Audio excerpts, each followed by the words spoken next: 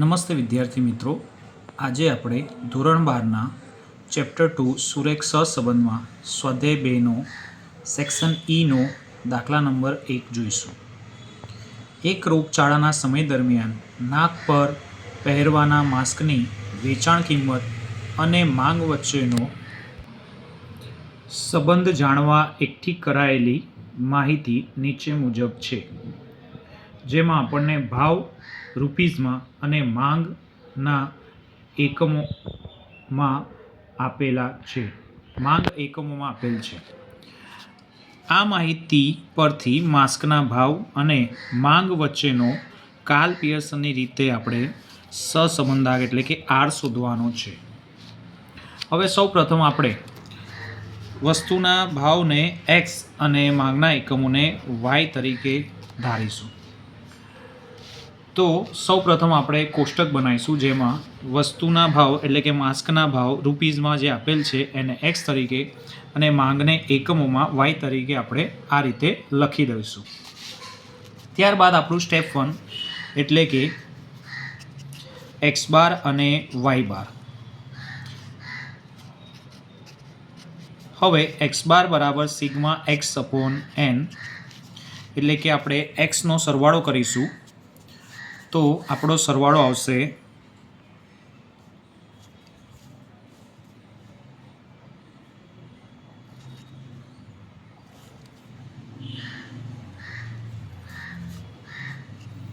બસો, એટલે કે સિગ્મા એક્સ બરાબર આપણા આવશે 200. હવે આપણે સિગ્મા એક્સની જગ્યાએ 200 લખીશું, ડિવાઈડ બાય એન. એન એટલે કે 1, 2, 3, 4 ને 5. 200 ભાગ્યા 5 કરતાં આપણો જવાબ આવશે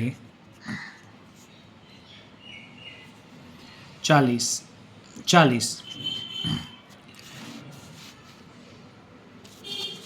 ત્યારબાદ આપણે વાય બાર શોધીશું, જેમાં sigma Y divide by N.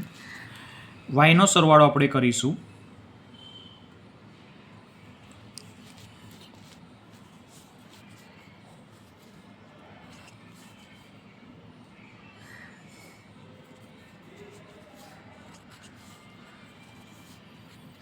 Sigma Y આપણો આવશે 490. હવે સિગ્મા વાય બરાબર 490 ડિવાઈડ બાય એન એટલે કે 5. 490 ભાગ્યા 5 કરતાં આપણો જવાબ આવશે 98. હવે આ બંને રકમો પૂર્ણાંકમાં આવે છે અને રકમ જોતાં આપણને લાગે છે કે બંને રકમો 25થી વધારે એટલે કે ડબલ ડિજિટમાં છે તથા 25થી વધારે છે. તેથી આપણે x minus x bar y minus y બાર વાળા સૂત્રનો ઉપયોગ કરીશું. બરાબર. તેથી સહસંબંધનું આપણું સૂત્ર થશે આર બરાબર sigma x minus x bar y minus y bar divide by under root sigma x minus x bar square into under root sigma y minus y bar square, એટલે કે વર્ગમૂળમાં x minus x bar square ગુણ્યા વર્ગમૂળમાં y minus y bar square. સૌ પ્રથમ આપણે x minus x બાર શોધીશું, ત્યારબાદ વાય માઇનસ વાય બાર. હવે એક્સ માઇનસ એક્સ બાર આપણો છે 40 અને વાય બાર આપણો છે 98. એક્સ બાર બરાબર 40 છે તથા વાય બાર બરાબર છે 98. હવે 38માંથી 40 બાદ કરતા -2, 45માંથી 40 બાદ કરતા 5, 40માંથી 40 જતાં આપણો જવાબ આવશે 0, 42માંથી 40 બાદ કરતાં આપણો જવાબ આવશે 2, 35માંથી 40 બાદ કરતાં આપણો જવાબ આવશે -5. ત્યારબાદ 103માંથી 98 બાદ કરતાં આપણો જવાબ આવશે 5. 92માંથી 98 બાદ કરતાં આપણો જવાબ આવશે -6. 97માંથી 98 બાદ કરતાં આપણો જવાબ આવશે -1. 98માંથી 98 બાદ કરતાં આપણો જવાબ આવશે 0. 100માંથી 98 બાદ કરતાં આપણો જવાબ આવશે 2. ત્યારબાદ નેક્સ્ટ લાઇનમાં x માઇનસ એક્સ બાર અને y માઇનસ વાય બાર એટલે કે આ બે લાઇનનો આપણે ગુણાકાર કરીશું. 5 દુ 10 પણ માઇનસનું ચિહ્ન એકવાર હોવાથી આપણે -10 લખીશું. 6 પંચા 30 એટલે કે -30. 0 ગુણ્યા 1 તો આપણો 0 થઈ જશે. 0 ગુણ્યા 2 તો આપણો 0 થઈ જશે. 5 ગુણ્યા 2 5 દુ 10 એટલે કે -10. બરાબર. આ રીતે આપણે 3 લાઈનો નેક્સ્ટ બનાવવાની છે તથા sigma x minus x bar y minus y બાર આપણે સૂત્રમાં લખવાનું છે. તેથી આપણે આ લાઈનનો સરવાળો પણ કરીશું. સરવાળો કરતાં જોઈ શકીએ છીએ કે 30 ને 10 40 ને 10 50, પરંતુ માઇનસ છે એટલે કે -50 અહીંયા આવશે. એટલે કે sigma x minus x bar y minus y બાર આપણું કેટલું આવી જશે -50. ત્યારબાદ sigma x minus x bar square અને sigma y minus y bar square પણ આપણને જોઈએ છે. તેથી આપણે નેક્સ્ટ લાઈન બનાવીશું x minus x bar square Y minus y bar square. હવે x minus x bar square એટલે કે આનો સ્ક્વેર -2નો સ્ક્વેર કરતાં આપણો જવાબ થઈ જશે પ્લસ, એટલે કે 2 દુ 4. 2 ગુણ્યા 2 એટલે કે 4 થઈ જશે અને માઇનસનો સ્ક્વેર હંમેશા પ્લસ થશે. પાયો પાયો 25. ત્યારબાદ 0 ગુણ્યા 0 એટલે કે 0 થઈ જશે.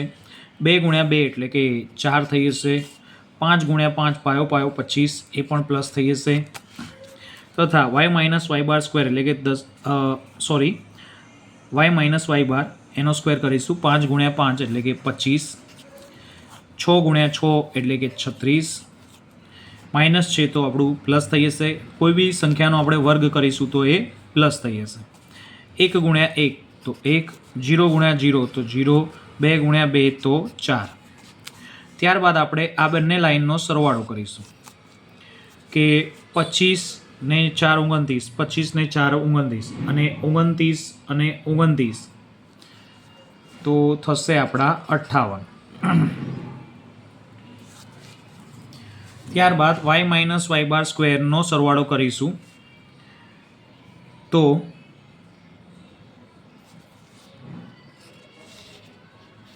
આપણો જવાબ થશે 66.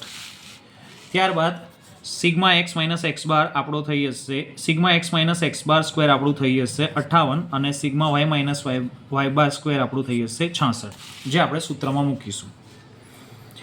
Sigma x minus x bar square રૂટમાં છે, તેથી આપણે x minus x bar square રૂટમાં મૂકીશું 58